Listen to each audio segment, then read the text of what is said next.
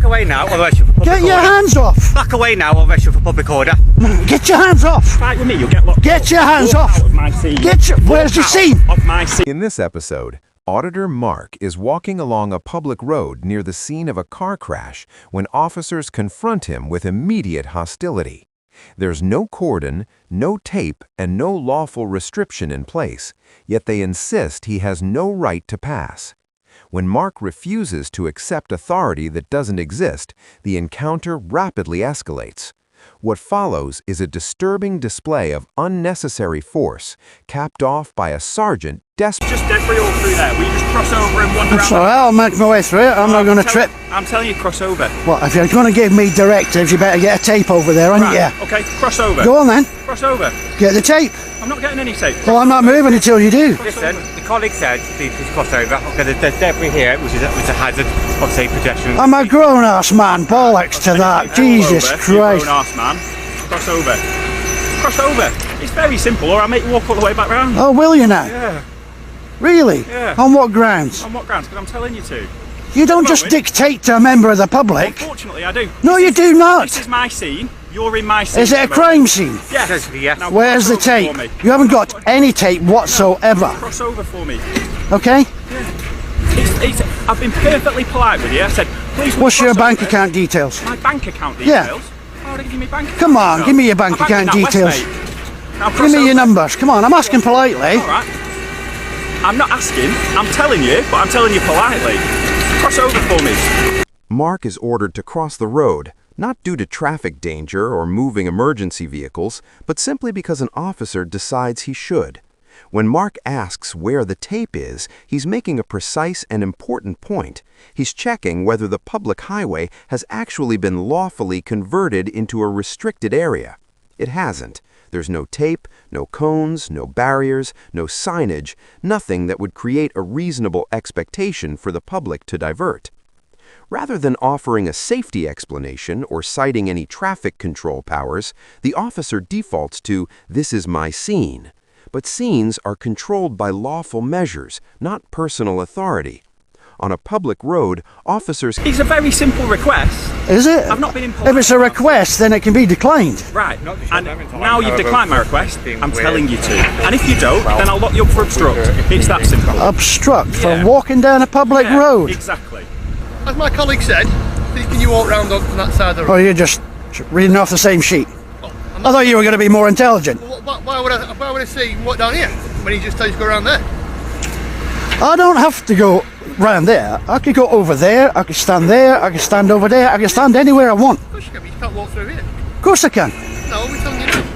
What? We're telling you you can't. You don't tell a member of the public what they can and can't do on a public road when they've not broken any laws. At the moment. If you want to control this area, tape it off now. Right now. Tell you what, back away now, otherwise you're for public Get order. your hands off. Back away now, otherwise you're for public order. That's all I'm saying now. Public order? How's that? How do you want You're that? the crime scene, okay? And you've been This aggressive. is not a crime scene. How do you know it's not a crime scene? Because there's no How do you tape. know it's not a crime There's scene? no tape. Doesn't have to be tape. We can have uniform officer of the control in the area. So it doesn't need to be That's tape. not how it works with a crime scene. Come. The moment Mark suggests the obvious solution, tape it off, the response is explosive. An officer rushes into his space and threatens arrest for public order, suddenly claiming Mark is interfering with a crime scene. That leap is absurd. A crime scene isn't created by volume, attitude, or proximity. It's created by clear, identifiable control measures. The claim that there doesn't have to be tape if an officer is controlling the area is simply wrong. Control has to be communicated in a way the public can actually see, understand, and comply with. People aren't expected to read minds or guess where... Stop following me. Get out me scene. Get your hands off. Fight with me, you'll get locked Get up. your hands Walk off. Out of my scene. Where's your scene? Of my scene. Get your hands. Walk out. Now walk Right, that's assault. on, you'll get locked up. It's very simple. All right. I gave you some simple instructions. You You decided don't not give to me listen to directives. I do. You don't even know where I was going. Where do you think your crime scene is? colleague tried- Right, get your hands off me. Carry on fighting. Again, and you're going to get nicked. Look, Alright! You were told to do stuff. Now get away. Come back into my scene, you'll be arrested. Where's your scene? Where's your tape? Where's the Doesn't need barrier? tape. You've been told once already. You've nearly been aggressive. But I'm not being aggressive. Yes, you are. What has that just been, assault? I've seen you swing that helmet. Oh, you're going down that sheet, are you? Yes, I am. Right, back to work, go on. Panic over, back to work. Move away, you've been told. You should move me out of the scene, have you not? Yeah, I have. But right. I'm also pretending you've come back in. Okay? End of. You want to head away, across the road. You never asked whether I live there, whether I'm visiting, nothing. Mark is pushed back and warned that if he re-enters the area, he'll be arrested, despite there still being nothing to show where that area supposedly begins or ends. Even after he's clearly away from them, an officer continues ordering him to move further on. The message isn't stay out of a defined space, but keep going until we're satisfied, which is something entirely different. What Mark exposes next is the flaw they can't escape. They never ask the most basic procedural questions. Do you live here? Are you visiting? Do you need to pass through? Those are standard assessments before restricting movement on a public road. Instead of establishing this... Do you understand what's happened here? Oh, do you understand what's happened let here? me guess, see if I can work it out. Has anybody been I'm a bit dumb, but Has anybody how been killed? No. You don't know? No. No, you don't know. No, I do know. You don't know? I do know. How do you know? Because if there was an injury, there'd be tape up. Not necessarily. No. You don't understand. Anyway, me and you're done. You can go back to We are work. done. So if you want to cross over... I'm not crossing anywhere. Otherwise you're coming in. Oh, you're really trying to push the buttons, aren't I'm you? not trying to push the buttons. You are? We've already got unlawful assault. It's not a lawful assault. Is it not? I thought it's already recorded. So is this. Yeah? What are you doing? What do you mean, what am I doing? Yeah? If you want to open your arms and become aggressive, obviously I will use force to move you back. Understand me? I think you better just go back to work. Are you witnessing this? Understand? I understand exactly what you're trying to do, mister. You're a sergeant, act accordingly. Okay, so. Back to work. Right. Don't stand there trying to poke my buttons. What's your name? What's your name? Mister, back to work. Hello. Just talk. Mr. Public Servant, back to work. He is working. He's trying to escalate it so he can arrest me. Get your ass back to work. Listen, don't start swearing. This officer doesn't merely fail to de-escalate, he actively escalates while claiming to prevent it. Mark is laughing the situation off, clearly non-threatening, yet the officer still reaches for a conditional threat. If you open your arms, I'll use force.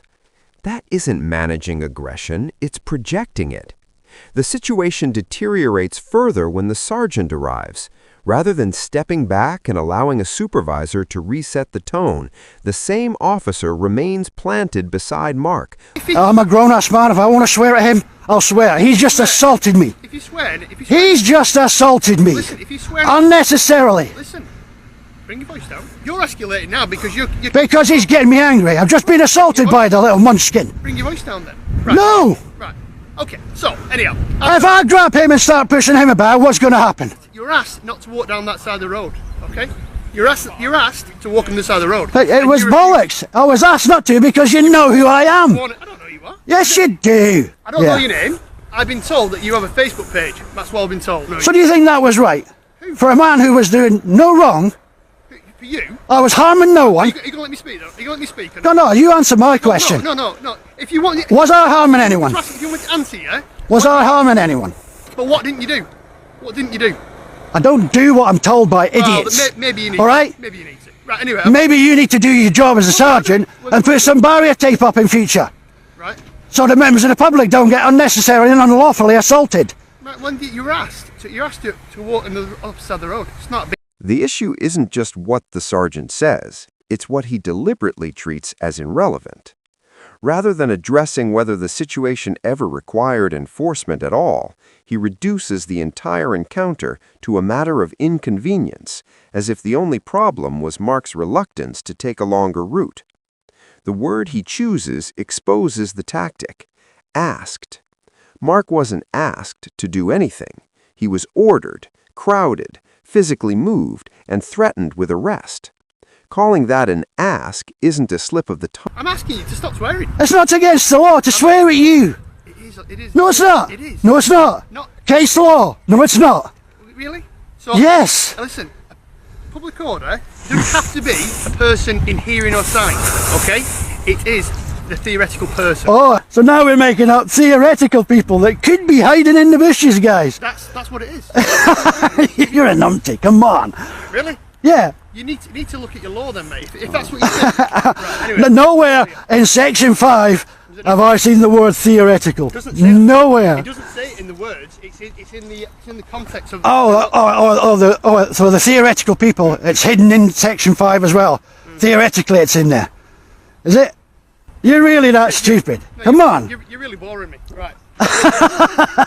In other words, I've beat you. I've won the conversation. No, you're boring me. I've beat you. No, you're boring. Psychologically, I've beat you. Review your footage when you Say goodbye to short ass. I'll catch him again. That exchange is almost surreal. The sergeant confidently claims that Section 5 applies on the basis of a theoretical person, an imaginary bystander who might, in his own head, be offended. That isn't a slip of wording, it's a complete fabrication. Section 5 has never operated on hypotheticals, and Mark laughing isn't mockery. It's the only rational response to hearing a senior officer invent legal concepts on the spot. Section 5 requires a real person within sight or hearing who is likely to be caused harassment, alarm, or distress. Not a made-up audience, not a hypothetical passerby, not in theory. What ultimately sank this encounter wasn't force or raised voices. It was how quickly the officers exposed that none of this had been thought through. Boundaries weren't set, powers weren't articulated, and decisions weren't explained in the order they should have been. Everything ran on instinct and dominance first, justification later. Mark didn't derail the situation, the officers did, by trying to control a space they never properly defined and then reacting badly when someone noticed. The pattern becomes obvious when you stop isolating moments and look at the flow. Every time Mark asked a basic question, why, under what grounds, where is this written, the response wasn't an answer, it was escalation. Push instead of explain, threat instead of clarity, and when that failed, language